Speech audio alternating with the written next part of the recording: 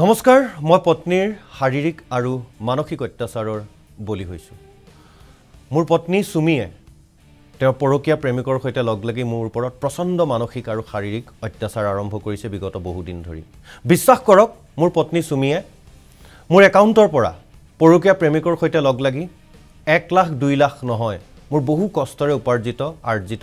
35 লাখ টকা উলিয়াই লৈ গৈছে তাৰ উপৰি মোৰ অন্যান্য খা সম্পত্তিটো চকু দিছে মোৰ পত্নী সুমিয়ে প্ৰিয় দৰ্শকসকল আপোনালোকে ভাবি থকা নৰ্তকী চৰ্চিত এই ট্ৰেডিংৰ লগত জড়িত নৰ্তকী সুমি বৰাৰ কথা কৈ থকা নাই সুমি এতিয়াও পলাতক আৰক্ষী বিচাৰি আছে আমি ক'ব বিচাৰিছো আন এগৰাকী সুমিৰ কথা এই সুমি গৰাকী হৈছে এজন আবকাৰী কনিষ্টবলৰ পত্নী আৰু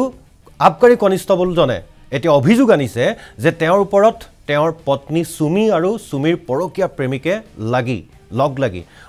শাৰীৰিক আৰু মানসিক অত্যাচাৰ কৰিছে লগতে তেওঁৰ খাছতীয়া ধন 1-2 লাখ নহয় 35 লাখ টকা লৈ উধাও হৈছে তো আজি মুকলিকৈ ক'বলৈ বাধ্য হৈছে যে মোৰ পত্নী সুমিয়ে প্ৰেমিকৰ সৈতে লগ লাগি মোক শাৰীৰিক আৰু মানসিক অত্যাচাৰ কৰিছে যাৰ বাবে তেওঁ এখন কাইলৈ সংবাদমেল দিব আৰু সংবাদমেলৰ পূৰ্বে তেওঁ সাংবাদিকসকলক উদ্দেশ্য কৰি এখন পত্ৰ প্ৰেৰণ কৰিছে সংবাদমেললৈ তেওঁ আহ্বান জনাইছে কি লিখা আছে সেই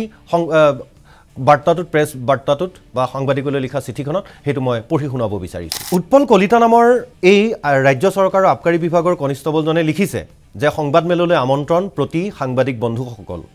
মই শ্ৰী উৎপল কলিতা ৰাজ্য চৰকাৰৰ আবকাৰী বিভাগৰ এজন কনিষ্টবল দীৰ্ঘদিন ধৰি মই মোৰ পত্নী শ্ৰীমতী গীতিমা কলিতা দাস উৰফে সুমিৰ শাৰীৰিক আৰু মানসিক অত্যাচাৰ উৎপীড়নৰ বলি হৈ আহিছো দৰবৰ নামত বিভিন্ন নিচাযুক্ত দ্ৰব্য খুৱাই মুখ নিশেষ কৰাৰ পৰিকল্পনা কৰা গীতিমা দাসে তাইৰ প্ৰেমিকৰ সহযোগত মোৰ একাউণ্টৰ পৰা 35 লাখ টকা হৰকুৱাৰ লগতে মোৰ বেলেনো গাড়ীখনো কাঢ়ি লৈ গৈছে এইগৰাকী চলনাময়ী নাৰীৰ বিভিন্ন কৰ্মকলাপৰ সম্পৰ্কে সকলো তথ্য ৰাজহুৱা কৰাৰ মানসেৰে অহা 9 ছেপ্টেম্বৰ অৰ্থাৎ সোমবাৰে পুৱা 11 বজাত গুৱাহাটী প্ৰেছ ক্লাবত মই এখনি সংবাদমেলৰ আয়োজন কৰিছো আশা কৰো উক্ত সভাত আপোনাসব উপস্থিত থাকি মোৰ এই কৰুণ কাহিনী প্ৰচাৰ কৰি মোক ন্যায় প্ৰদানৰ ক্ষেত্ৰত সহায় কৰিব ইতি আপোনাসবৰ বিশ্বাসী উৎপল কলিতা বৈকুণ্ঠনগৰ নুনমাটি গুৱাহাটী আৰু তেওঁৰ ফোন নম্বৰটো দিছে চাবলৈ গ'লে এটো এটা বৰ বিশেষ ডাঙৰ খবৰ নহয় কিন্তু গুৰুত্বপূৰ্ণ এটো কাৰণে এয়া হৈছে গাৰ্হস্থ হিংসা আমাৰ মানুহৰ বহুতৰে ধাৰণা হয় যে গাৰ্হস্থ হিংসা মানে কেৱল পুৰুষে নাৰীৰ ওপৰত কৰা অত্যাচাৰ আৰু নিৰ্যাতন তেনে হোৱাটো তেনেদৰে ভবাটো স্বাভাৱিক কাৰণ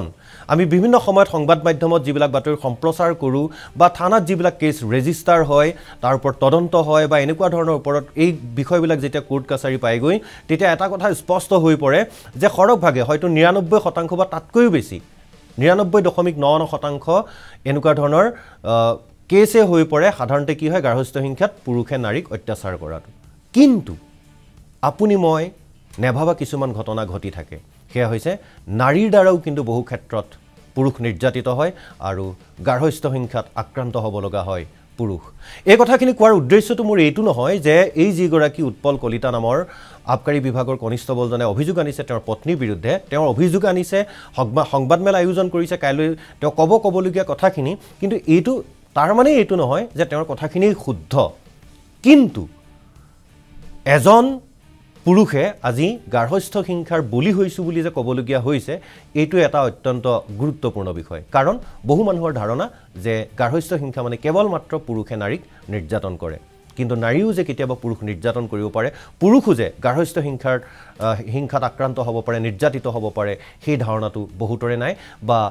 আছে যদি খুব কম সংখ্যকৰ মানুহৰহে আছে আমি এতিয়া উৎপল কলিতাৰ দুখৰ সমভাগী হ'ব বিচৰা নাই বা উৎপল কলিতাই তেওঁৰ পত্নীৰ বিৰুদ্ধে সুমিৰ বিৰুদ্ধে যি অভিযোগ আনিছে সুমিৰ প্ৰেমিক আছে বুলি কৈছে পৰকীয়া প্ৰেমিক সেই প্ৰেমিক আছে নে নাই বা আছে যদি কিমান দূৰ সঁচা মিছা কেনেকুৱা ধৰণৰ তেওঁৰ ওপৰত শাৰীৰিক মানসিক অত্যাচাৰ চলে সেই সম্পৰ্কে আমি এতিয়াই কোনো ধৰণৰ কথা ক'ব বিচৰা নাই কাইলৈ স্পষ্ট হ'ব তেওঁৰ কথাত হয়তো সাংবাদিকসকলে সংবাদ মাধ্যমে তেওঁৰ যিগৰাকী পত্নী সুমিৰো হয়তো ভাষ্য ল'ব পৰৱৰ্তী সময়ত কিন্তু এটো এটা অত্যন্ত উদ্বেগজনক বিষয় যে আমাৰ সমাজত গাৰ্হস্থ হিংসা বাঢ়িছে পূৰ্বতে দেখা গৈছিল কেৱল পুৰুষে নাৰীক অত্যাচাৰ কৰে কিন্তু আজিকালি ক্ৰমান্বয়ে তাৰ বিপৰীতো হ'বলৈ লৈছে যে নাৰীও পুৰুষক অত্যাচাৰ কৰিবলৈ লৈছে আৰু গাৰ্হস্থ হিংসাত আক্ৰান্ত হৈছে পুৰুষ নাৰী সকলো যেটো আমাৰ সমাজখনৰ বাবে এটা পৰিয়ালৰ বাবে অত্যন্ত উদ্বেগজনক অত্যন্ত এটা চিন্তনীয় খবৰ আসলতে এনেকুৱা ধৰণৰ গাৰ্হস্থ হিংসা হোৱাটো একেবাৰে অনুচিত যাৰ ফলত এখন ঘৰ শেষ হৈ যায় তাৰ প্ৰভাৱ পৰে সমাজৰ অন্যান্য দিশবিলাকতো। ধন্যবাদ।